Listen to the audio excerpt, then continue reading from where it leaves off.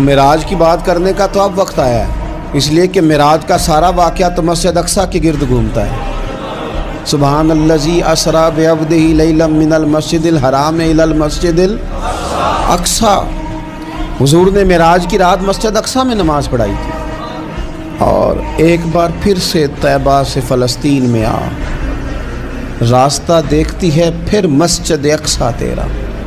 ایک بار حضور گئے تھے مکے سے مسجد اقصیٰ، اور پھر حضور فرماتے ہیں جب میں واپس گیا نا تو کفار نے جو کہ مسجد اقصیٰ دیکھی ہوئی تھی تو مجھ سے پوچھنا شروع کر دیا کہ مسجد اقصیٰ کی کھڑکیاں کتنی ہیں، دروازے کتنے ہیں، پلر کتنے ہیں۔ جب انہوں نے سوال جواب کیے تو حضور فرماتے ہیں کہ رب کریم نے مسجد اقصیٰ کو اٹھا کے میرے سامنے رکھ دیا۔ میں دیکھتا جاتا تھا، بتاتا جاتا تھا، کہہ لوں بات کر لوں۔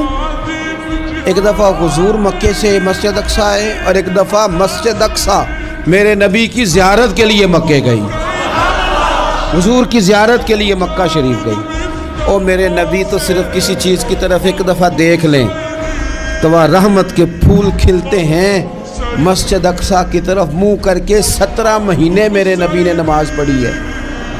مسلمانوں پتہ ہی کوئی نہیں، ہماری خبریں ہی اور ہیں، ہمارا درد ہی اور ہے، ہمیں پتہ ہی نہیں بم کہاں برس رہے ہیں، ہمیں یہ خبر ہی نہیں۔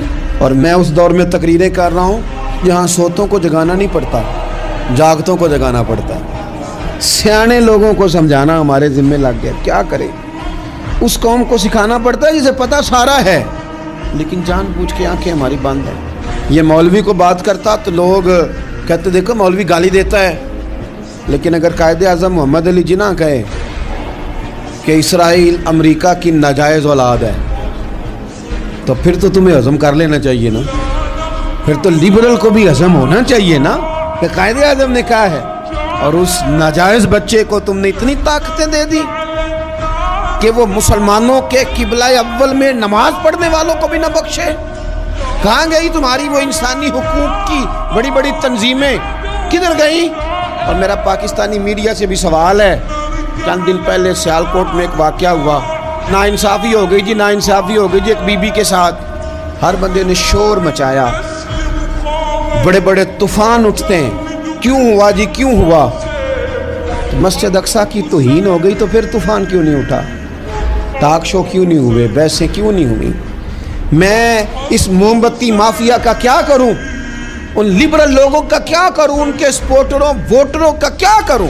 ان سیاسی جماعتوں کے کارکنوں کو کیا نام دوں کہ جو ان فضول بحثوں میں تو وقت ضائع کرتے ہیں، اور وہ مسجد اقصیٰ جس کے بارے میں میرے نبی پاک صلی اللہ علیہ وسلم سے ایک صحابیہ نے پوچھا تھا، یا رسول اللہ مسجد اقصیٰ میں نماز پڑھنا کتنا کو بہتر ہے باقی نمازوں کے مقابلے میں؟ تو حضور نے فرمایا 1000 گنا بہتر ہے۔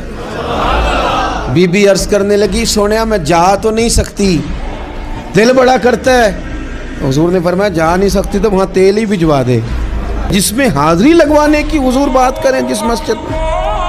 اور نبی پاک علیہ السلام نے فرمایا خاص کر کے سفر کرنا ہوا تو 3 مسجدوں کے لیے کرنا، ایک مسجد حرام بیت اللہ کے لیے، ایک مسجد نبوی کے لیے، اور تیسرا مسجد اقصیٰ کے لیے۔